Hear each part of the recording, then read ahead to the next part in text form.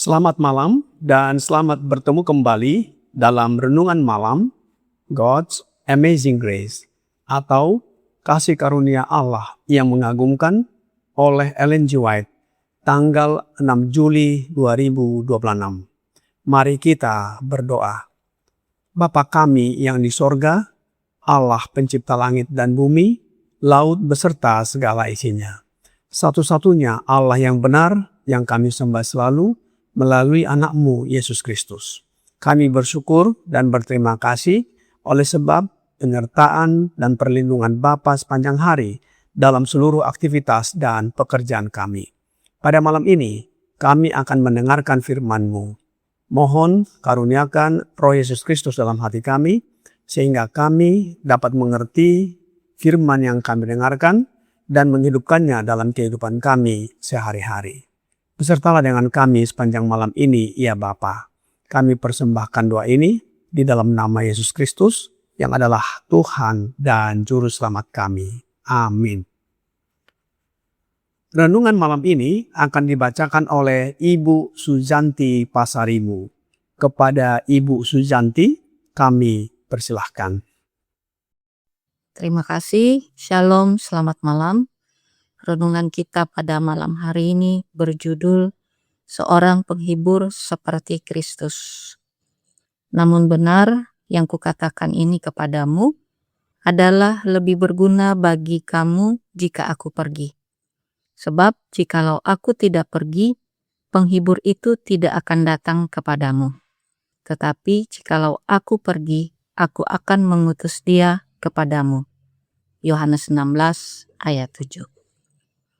Penghibur yang dijanjikan Kristus untuk diutus setelah ia naik ke surga adalah Roh Kudus dalam seluruh kepenuhan kealahan, yang menyatakan kuasa kasih karunia ilahi kepada semua orang yang menerima dan percaya kepada Kristus sebagai Juru Selamat pribadi.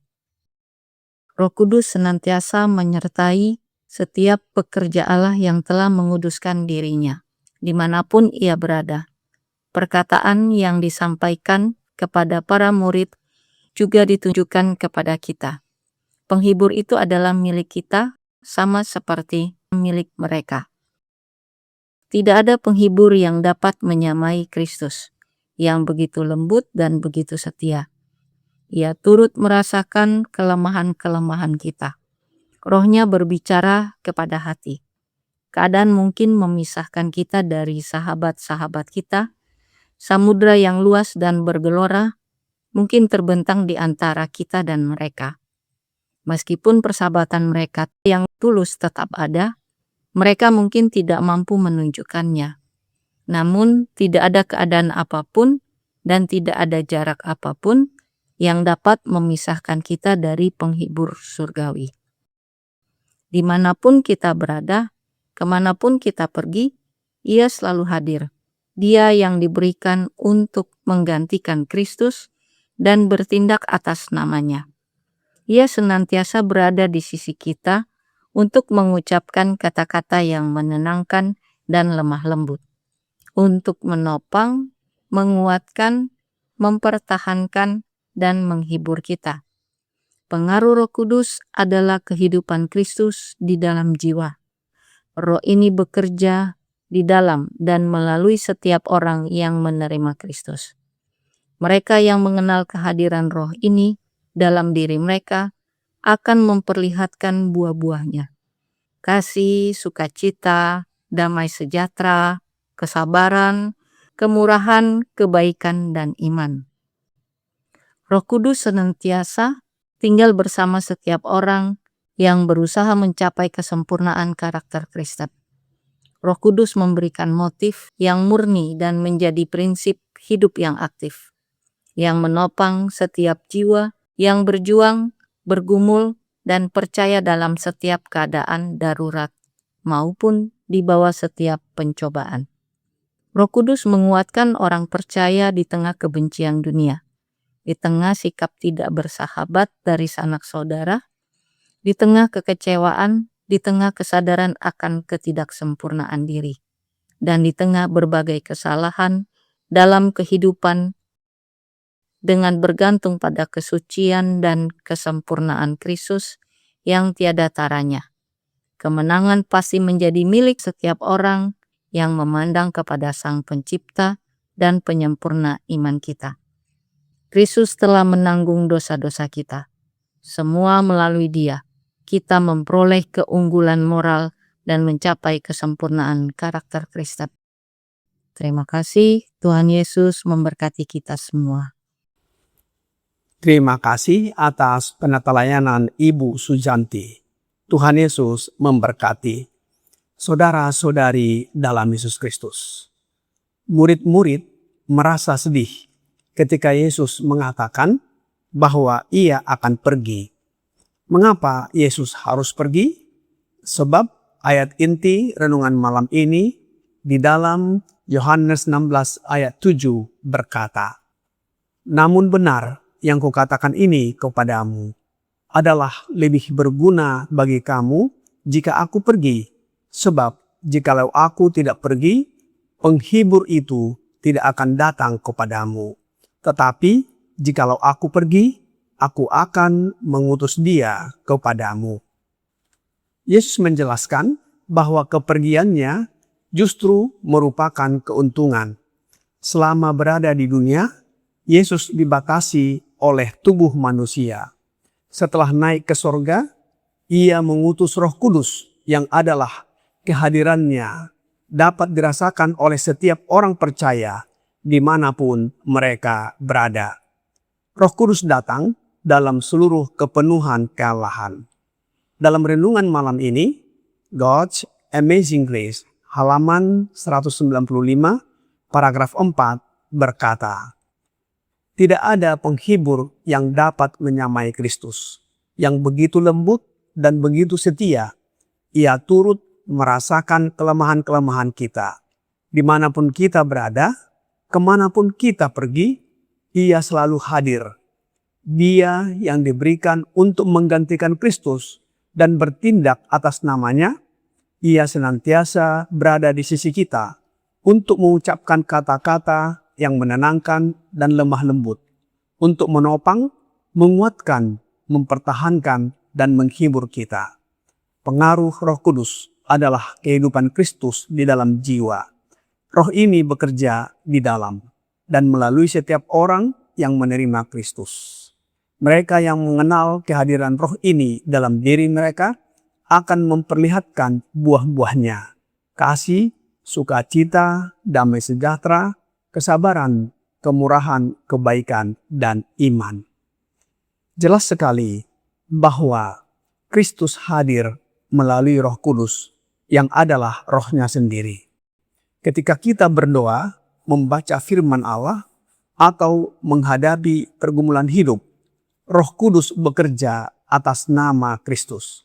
Karena itu, orang percaya yang menerima kehadiran Kristus oleh Roh-Nya dengan iman dalam hidupnya, tidak pernah benar-benar sendirian dan ditinggalkan. Yesus melalui Roh-Nya yang tidak kelihatan selalu bersamanya. Sahabat mungkin jauh, keluarga mungkin tidak dapat menolong, tetapi Roh Kudus selalu hadir. Di rumah, di tempat kerja, di rumah sakit, bahkan ketika kita sendirian, Roh Kudus tetap menyertai dan memberikan penghiburan.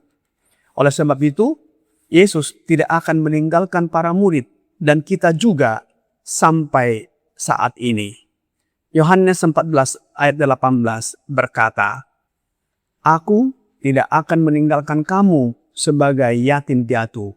Aku datang kembali kepadamu." Janji tentang Sang Penghibur merupakan janji kehadiran Kristus yang terus berlangsung. Penolong yang lain dalam ayat sebelumnya, Yohanes 14 ayat 16, yang disebut sebagai Comforter, kita sudah pahami bukan sebagai pribadi yang berbeda dari Yesus, melainkan sebagai cara kehadiran Yesus yang baru.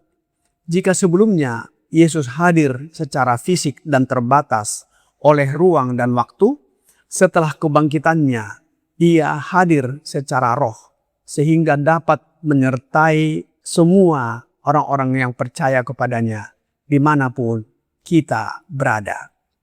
Matius 28 ayat 20 berkata, "Dan ajarlah mereka melakukan segala sesuatu yang telah kuperintahkan kepadamu, dan ketahuilah, aku menyertai kamu senantiasa sampai kepada akhir zaman."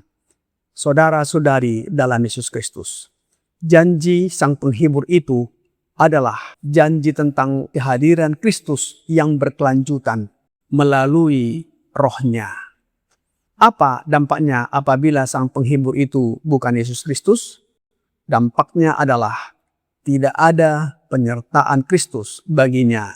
Dan oleh sebab itu, semakin hari semakin lemah, sakit-sakitan, dan siap untuk binasa.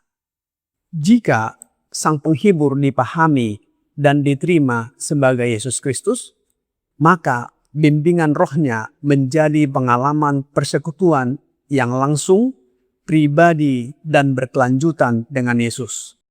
Dengan demikian, janji "Aku menyertai kamu senantiasa" dipandang digenapi melalui kehadirannya. Dalam hal ini, penyembahan kita berpusat kepada Bapa melalui Anaknya Yesus Kristus menjadi fokus utama kita. Kiranya pekabaran malam ini membawa pembaharuan dan sukacita bagi kita. Tuhan Yesus memberkati. Mari kita berdoa. Bapa kami yang di sorga, terima kasih atas firman-Mu yang sangat menguatkan, yang mengajarkan bahwa penghibur yang adalah Roh Kudus, Roh Yesus Kristus. Kami memahami bahwa janji penghibur adalah janji kehadiran Roh Bapa yang diterima oleh Anak-Mu Yesus Kristus dan dicurahkan kepada para murid dan kami yang percaya kepadamu. Membimbing, menuntun, menasehati, menguatkan, dan mengubahkan sehingga iman kami tetap teguh di tengah-tengah kehidupan kami. Oleh sebab itu ya Bapa, kami mohon curahkan Roh Anak-Mu Yesus Kristus dalam hati kami agar menolong dan menghibur kami dalam kehidupan ini. Biarlah karakter kami disucikan menjadi serupa dengan karakter Yesus. Bila mana Yesus datang kembali, kami siap menyambutnya dan diangkat masuk dalam kerajaan sorga. Kami serahkan hidup kami ke dalam tangan-Mu sepanjang malam ini ya Bapa. Mohon ampuni kami atas segala dosa dan pelanggaran yang kami lakukan.